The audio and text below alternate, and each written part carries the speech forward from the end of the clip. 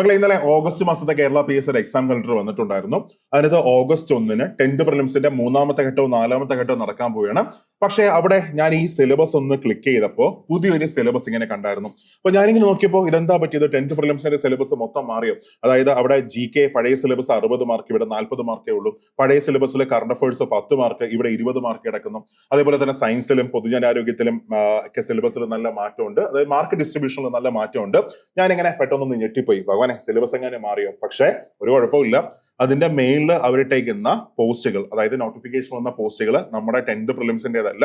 ഇതിനകത്ത് തന്നെ പറയുന്നുണ്ട് detailed syllabus for the post of peon, watchman and KSFE. അതേപോലെ തന്നെ guard in Kerala ceramics limited, last grade servants, ex service man only. അപ്പൊ ഈ 3 പോസ്റ്റുകളുടെ സിലബസ് ആണ് ഇത് വരുന്നത്. ഇത് 10th പ്രിലിംസിൽ വരുന്നതല്ല. അപ്പോൾ യഥാർത്ഥ 10th പ്രിലിംസിന്റെ സിലബസ് നമ്മുടെ കഴിഞ്ഞ മാസത്തെ നോക്കി, ജൂലൈ മാസത്തെ കലണ്ടറിൽ കൃത്യമായിട്ട് പോസ്റ്റ് അടക്കം പറയുന്നുണ്ട്. എവിടെ കിടക്കുന്ന ജൂലൈ 18-ന് വരാൻ പോകുന്ന എക്സാം, ജൂലൈ 18 യെസ് ദാ കിടപ്പുണ്ട്. ജൂലൈ 18 സിലബസിലേക്ക് പോകുമ്പോൾ കണ്ടോ, ഒഫീഷ്യൽ സിലബസ് വിവിധ company board corporation last grade servant category number 423/2025, അതായത് കമ്പനി ബോർഡ് LGS, അതേപോലെ തന്നെ ദാ കിടപ്പുണ്ട് ബെവ്കോ LD. ആ പരീക്ഷകളുടെ ഒഫീഷ്യൽ സിലബസ് ദാ ഈ കാണുന്നതാണ്. ഇന്നലെ വന്ന ആ എക്സാം കലണ്ടറിലെ സിലബസ് അല്ല, ജൂലൈ മാസത്തെ കലണ്ടറിലെ സിലബസ് ഫോളോ ചെയ്യാം. കാറ്റഗറി നമ്പർ വെച്ച് കൃത്യമായിട്ട് PSC ഇത് പറയുന്നുണ്ട്. അപ്പൊ അവിടെ മാർക്ക് ഡിസ്ട്രിബ്യൂഷൻ എങ്ങനെയാ വരുന്നത്? GK 60 മാർക്കാണ്. അത് 60 മാർക്കിനകത്ത് നോക്കുക, current affairs 10 mark, Indian geography 10 mark, Indian history 10 mark, Indian constitution 10 mark, Kerala geography 10 mark, പിന്നെ ഇന്ത്യൻ ഹിസ്റ്ററി വരുന്ന 10 മാർക്ക്, റെനൈസൻസ് വരുന്ന കേരള ഹിസ്റ്ററിക്ക് അത് വരുന്ന 10 മാർക്ക്. ദെൻ നാച്ചുറൽ സയൻസ് 10 മാർക്കാണ്. അടുത്ത physical science 10 mark, maths 10 mark, reasoning 10 mark. ഇതാണ് സിലബസ്. അപ്പൊ കുറച്ച് മുമ്പ് സൂപ്പർ നോട്ട്സിന്റെ ചാനലിൽ 10th പ്രിലിംസിന്റെ, അതായത് beverage LD, company board LGS പോലെയുള്ള പരീക്ഷകളുടെ ഒഫീഷ്യൽ സിലബസ് ഞാനൊരു വീഡിയോ ചെയ്തിട്ടുണ്ട്. അപ്പൊ ഡൗട്ട് ഉള്ളവർ ആ വീഡിയോ ഒന്ന് റെഫർ ചെയ്ത് നോക്കുക. അതാണ് യഥാർത്ഥ സിലബസ്. ഒരു കൺഫ്യൂഷനും വേണ്ട. ആ സിലബസ് വെച്ച് നിങ്ങളുടെ പ്രിപ്പറേഷൻ ഏറ്റവും നന്നായിട്ട് കൊണ്ടുപോകണം കേട്ടോ.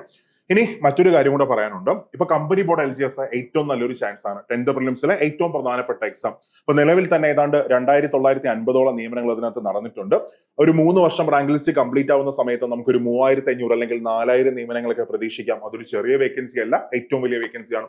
ഇനി ബിവറേജ് LD ആണെങ്കിലും നിലവിലെ ലിസ്റ്റിനകത്ത് 2.5 വർഷം കൊണ്ട്, 2 വർഷവും 4 മാസം കൊണ്ട് ഏതാണ്ട് 262 നിയമനങ്ങൾ നടന്നിട്ടുണ്ട്. അതും നല്ല നിയമനം തന്നെയാണ്. ഒരാൾക്ക് ജോലി കിട്ടാൻ ഒരൊറ്റ പോസ്റ്റ് മാത്രം മതി. അപ്പോൾ ഇനി നിങ്ങളുടെ മുമ്പിൽ കുറച്ച് ദിവസം മാത്രമേ ഉള്ളൂ. അത് നന്നായിട്ട് നിങ്ങൾ യൂസ് ചെയ്യണം കേട്ടോ.